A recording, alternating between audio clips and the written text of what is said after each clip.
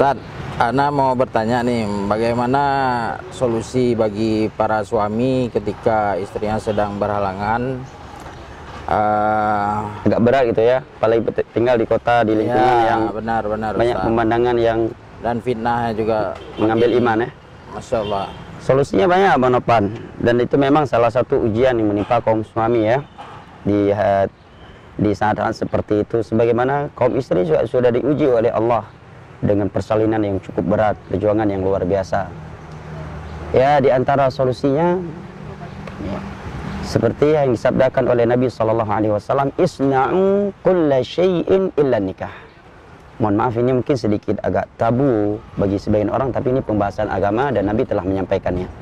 Kata Nabi, isna'u kulla syai'in illa nikah. Silahkan kamu melakukan apa saja dengan istrimu selama yang engkau lakukan bukanlah di tempat yang di tempat tersebut di saat itu tidak boleh dilakukan. Yang saya di tempat yang terjadi haid. Ini kaedahnya. Selain itu boleh dia melakukan dengan cara apapun selama bukan, mohon maaf, jima. Ya, karena dia sedang haid atau nifas. Syarat yang kedua bukan mohon maaf, di duburnya, karena itu hal yang terlarang di dalam Islam. Selain dari itu dia boleh melakukannya. Bahkan Syekh Muhammad bin Shalih Al-Utsaimin pernah ditanyakan, beliau pernah ditanya apa hukum seorang suami mengeluarkan spermanya, maninya dengan pada mohon maaf, pada dadanya.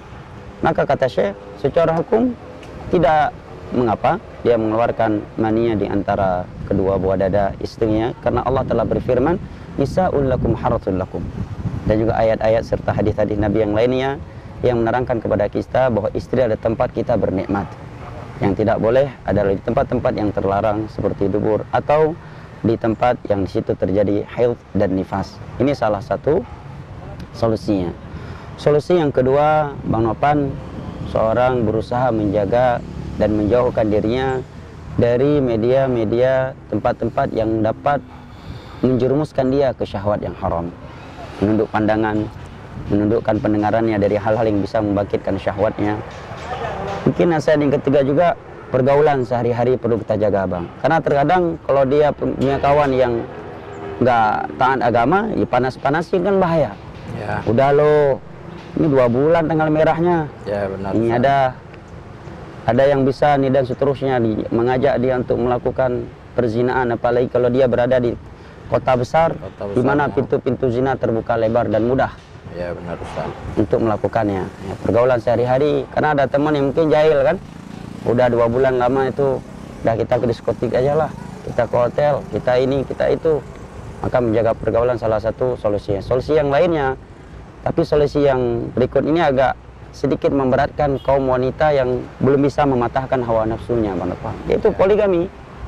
Poligami adalah syariat Allah Jalla wa'ala yang maha suci. Ayat Al-Quran tentang poligami jelas, fankihu ma taba lakum minan nisa'i masna wa thulatha wa ruba'. Nabi adalah lelaki, suami yang paling cinta kepada kaum wanita, yang paling penyayang untuk kaum wanita dan secara khusus pada istri-istrinya, tetapi beliau telah poligami. Istri-istrinya adalah wanita paling sempurna di dunia dari sisi dunia dan akhiratnya, tetapi mereka juga dipoligami oleh Nabi. Jadi poligami itu bukan simbol simbol penyiksaan terhadap kaum wanita, tetapi adalah simbol penjagaan diri dari syahwat yang dapat menjerumuskan kita ke dalam neraka Allah, agar kita semakin cinta kepada istri kita, agar kita semakin terjaga dari bisikan-bisikan syaitan. Dan mungkin bagi seorang wanita berat menerimanya, tetapi Allah telah berfirman, asa an takrahu syai'an wa huwa khairul lakum wa asa an tuhibbu syai'an wa huwa syarrul lakum wallahu ya'lamu wa antum la ta'lamun. Bisa jadi hal yang kalian tidak sukai itu justru mendatangkan kebaikan untuk kalian. Benar Ustaz. Dan hal yang kalian cintai justru terkadang mendatangkan kejelekan untuk kalian. Allah Maha tahu dan kalian tidak tahu. Dengan itu istri suaminya tetap terjaga, tidak jatuh ke dalam perzinahan.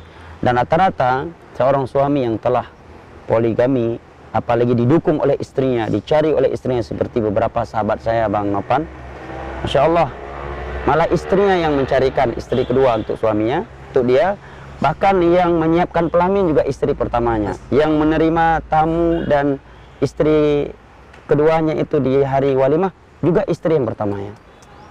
Nah, kalau istri yang seperti ini, setelah suaminya menikah kedua, ketiga, keempat, insya Allah dia tetap cinta pertama dan yang paling utama.